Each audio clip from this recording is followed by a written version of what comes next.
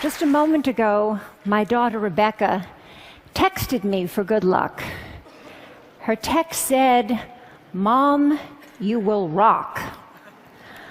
I love this. Getting that text, it was like getting a hug. And so there you have it. I embody the central paradox. I'm a woman who loves getting texts, who's going to tell you that too many of them can be a problem.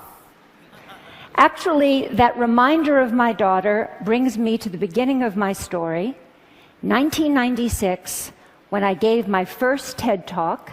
Rebecca was 5 years old, and she was sitting right there in the front row. I had just written a book that celebrated our life on the internet, and I was about to be on the cover of Wired magazine. In those heady days, we were experimenting with chat rooms and online virtual communities. We were exploring different aspects of ourselves, and then we unplugged. I was excited.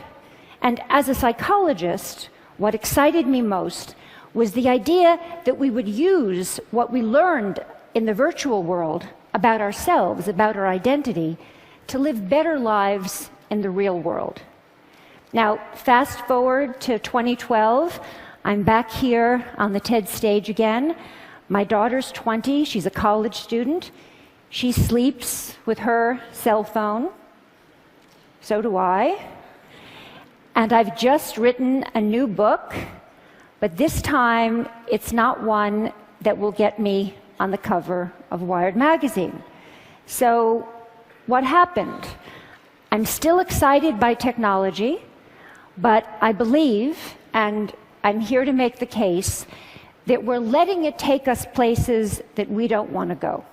An 18-year-old boy who uses texting for almost everything says to me wistfully, someday, but certainly not now, I'd like to learn how to have a conversation. When I ask people, what's wrong with having a conversation?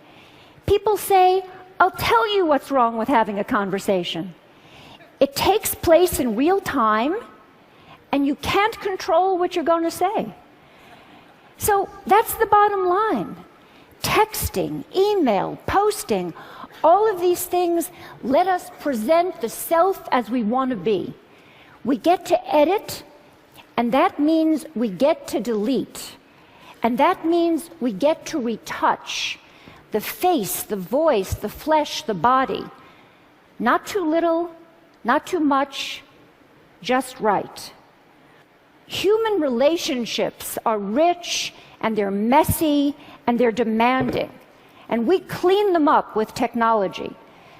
And when we do, one of the things that can happen is that we sacrifice conversation for mere connection. We shortchange ourselves.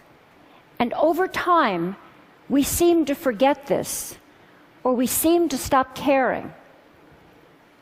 I was caught off guard when Stephen Colbert asked me a profound question.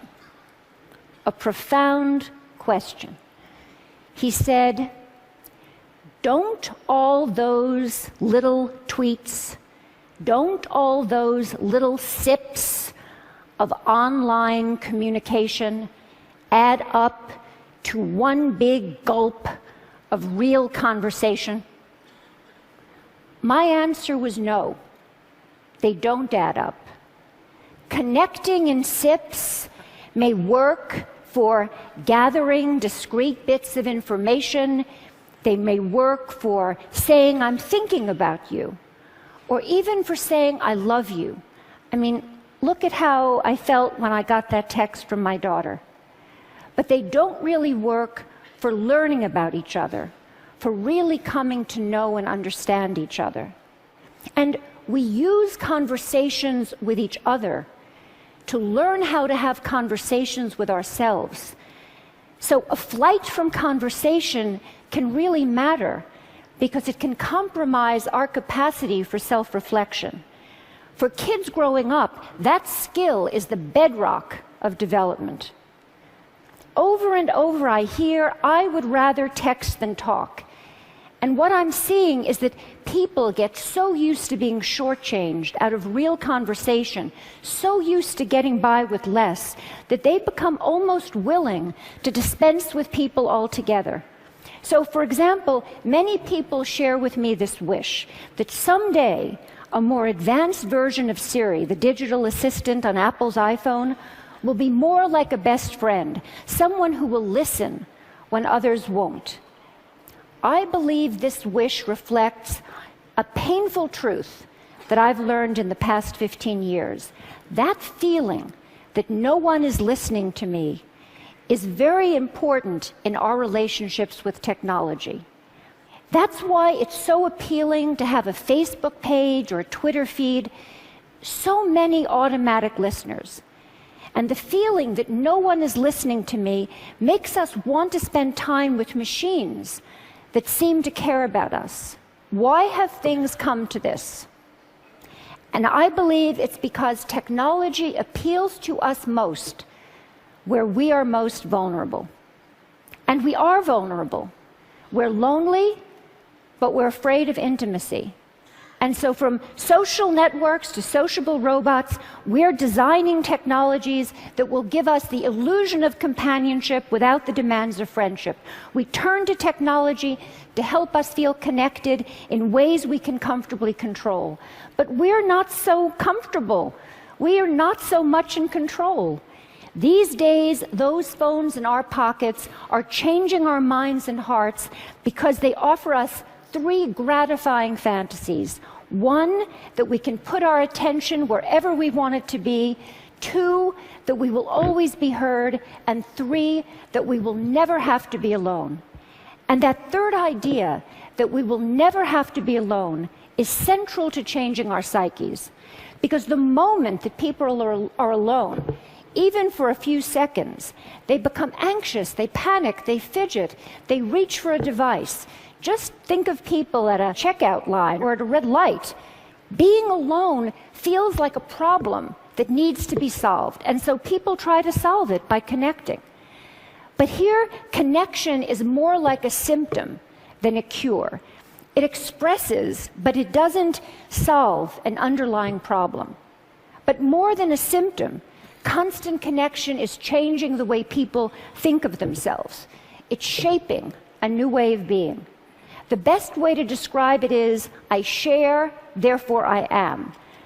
We use technology to define ourselves by sharing our thoughts and feelings even as we're having them.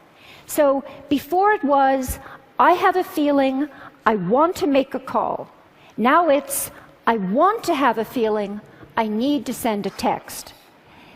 The problem with this new regime of I share, therefore I am, is that if we don't have connection, we don't feel like ourselves. We almost don't feel ourselves. So what do? We connect more and more. But in the process, we set ourselves up to be isolated. Now, we all need to focus on the many, many ways technology can lead us back to our real lives, our own bodies, our own communities, our own politics, our own planet. They need us. Let's talk about how we can use digital technology, the technology of our dreams, to make this life the life we can love. Thank you.